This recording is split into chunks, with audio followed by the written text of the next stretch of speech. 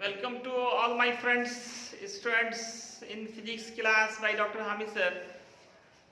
प्यारे बच्चों, आज हम फिजिक्स के बहुत ही बेसिक चैप्टर को लेके आए हैं, जिसका यूज़ जब तक फिजिक्स पढ़ते रहते हैं आपको होता रहता है।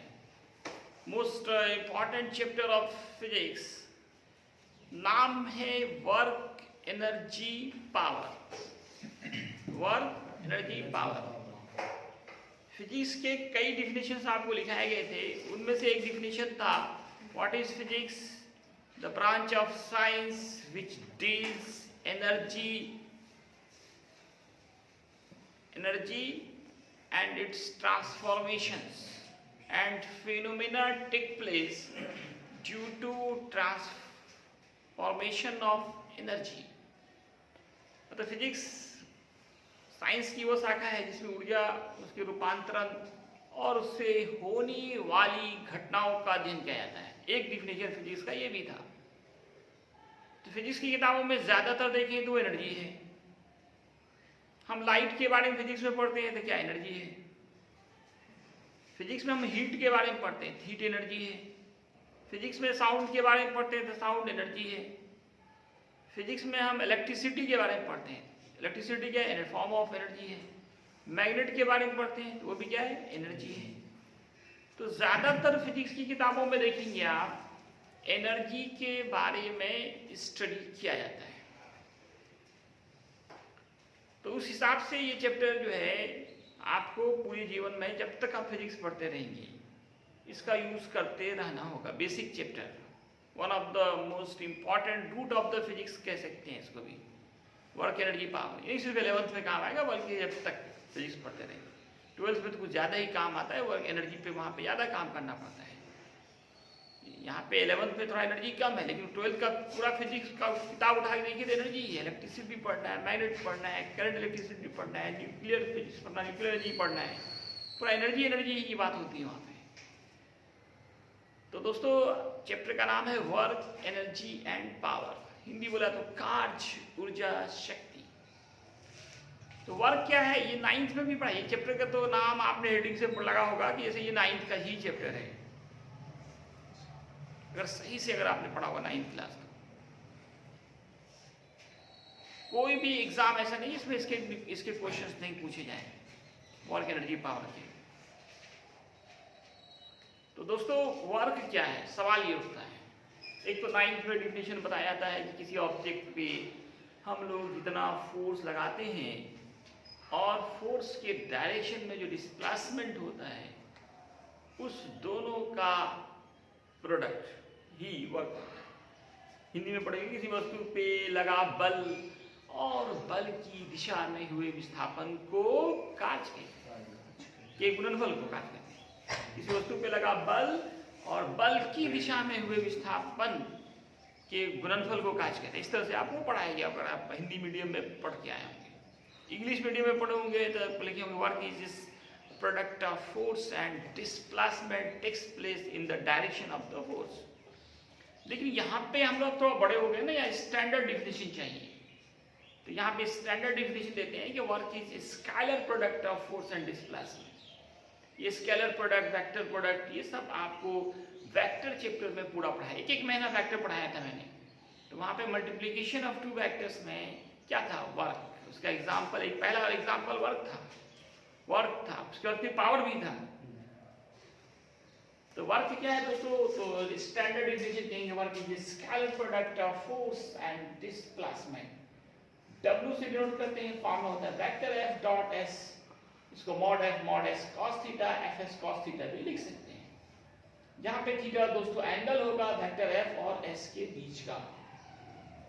इसका SI यूनिट क्या होगा, जूल होगा या न्यूटन मीटर होगा या kg metre square second inverse 2 होगा। ये 3 यूनिट होते हैं। फेमस सबसे ज्यादा यूज जूल ही करेंगे हम लोग। अदर यूनिट पूछा जाए तो न्यूटन मीटर गुणेंगे, अलग और भी इसका कुछ होता है तो बोलेंगे केजी मीटर स्क्वायर पर सेकेंड स्क्वायर बोलेंगे।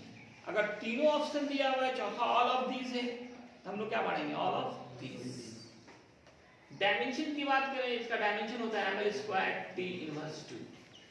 और वर्क कौन सा क्वांटिटी? स्केलर। स्केलर प्रोडक्ट है तो क्या होगा? स्केलर होगा।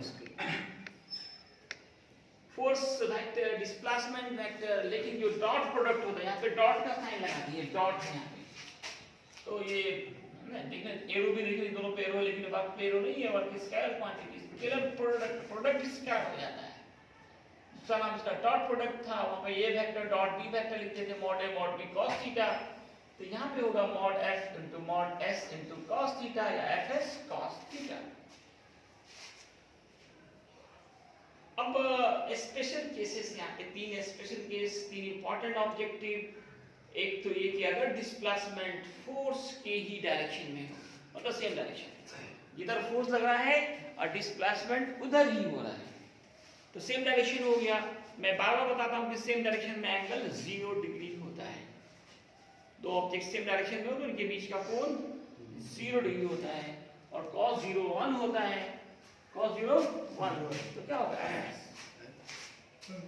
अब देखिए displacement takes place in the perpendicular direction of the applied force. Perpendicular में होगा थीटा 90 होगा, cos 90 0 होता है, तो 0 हो गया। परपेंडिकुलर का मतलब ही 90 डिग्री। अब अगर displacement takes place in the opposite direction, opposite direction में हो तो थीटा कितना होगा? 180 डिग्री। अपोजिट में थीटा कितना होता है?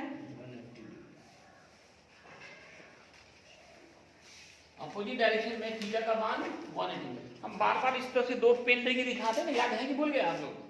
इस तरह से दोनों के बीच 0 डिग्री, अभी यहाँ पे थीटा एंगल बन रहा है, दोनों सेम डायरेक्शन में आएगा तो मिल जाएगा, थीटा 0 हो जाएगा। अपोजिट में ऐसे फैलते फैलते ये 180 बनाएगा, परपेंडिकुलर में ये 90 बनाएगा। ये तीन कंडीशन हम लोग बार बार हर चैप्टर में आ जाता है। सेम डायरेक्शन में 0 क्या थे? सेम डायरेक्शन में 0, अपोजिट में 180, परपेंडिकुलर में 90। कोई चैप्टर ऐसा जिसमें आपके नहीं आया हो, लेकिन हर चैप्टर में आपका बार बार ये आ रहा है आपका। तो cos 180 का मान -1, तो माइनस से मल्टीप्लाई करेंगे तो क्या हो जाएगा? माइनस हो जाएगा, तो माइनस एफ हो गया। तो work done by friction force हमेशा क्या होगा? ऑलवेज डैश डैश, क्या है? माइनस आएगा, मतलब ऑलवेज नेगेटिव, ऑलवेज नेगेटिव। यहाँ पे क्या बढ़ाएंगे? Negative. Work done by friction force कैसे? आज से पहले आप फ्रिक्शन चैप्टर पढ़ा ना, फ्रिक्शन हमेशा इधर फोर्स रहता है उसके अपोजिट डायरेक्शन में प्रोड्यूस होता है, या जिधर डिस्प्लेसमेंट होता है उसके अपोजिट डायरेक्शन में होता है। अपोजिट में तो थीटा 180, cos 180 -1, तो work done by friction force हमेशा क्या होगा? हमेशा क्या होगा? प्लस या माइनस? हमेशा माइनस होगा, कभी भी ये प्लस नहीं होता है।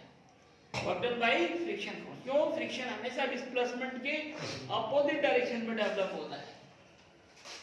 अब देखिए एक शॉर्ट क्वेश्चन है, डिफाइन करना 1 जूल वर्क, 1 जूल वर्क को डिफाइन करना है, तो डिफिनेशन फार्मूला से ही निकलेगा, Fs cos थीटा से निकालते हैं। अगर मान लेते हैं कि 1 न्यूटन का फोर्स किसी ऑब्जेक्ट को 1 मीटर तक फोर्स के डायरेक्शन में डिस्प्लेस करती है, तो वर्क डन का फार्मूला पड़ा Fs cos थीटा, यहाँ पे सबका मान डालिए ना, सब है ना, cos 0 की 1, तो 1 न्यूटन मीटर को जूल कहते हैं।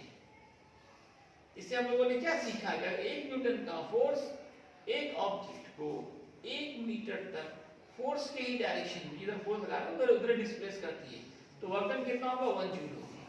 1 न्यूटन का फोर्स कोई भी ऑब्जेक्ट को, मास यहाँ पे नहीं लिए हैं, किसी भी ऑब्जेक्ट को कितने का फोर्स? 1 न्यूटन का फोर्स किसी भी ऑब्जेक्ट को फोर्स के ही डायरेक्शन में 1 मीटर तक खिसकाए, डिस्प्लेस करे, तब दोस्तों क्या गया काम?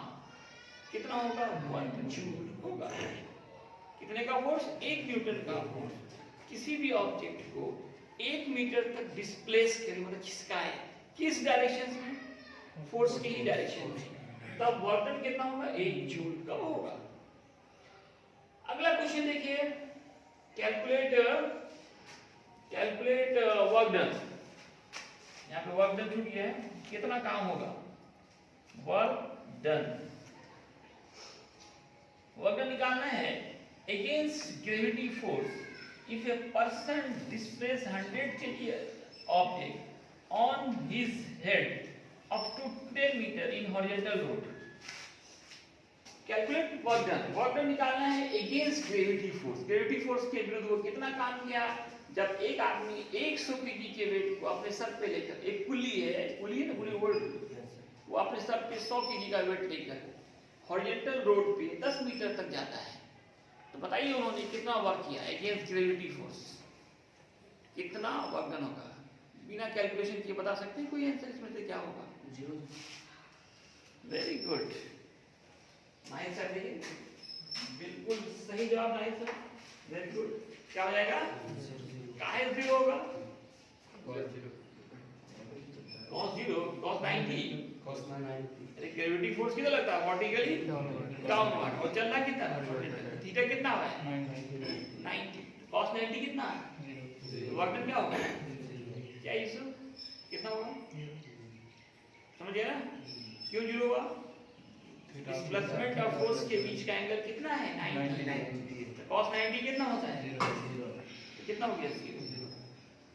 कोई प्रॉब्लम? ठीक है दोस्तों, आज इतना ही, धन्यवाद।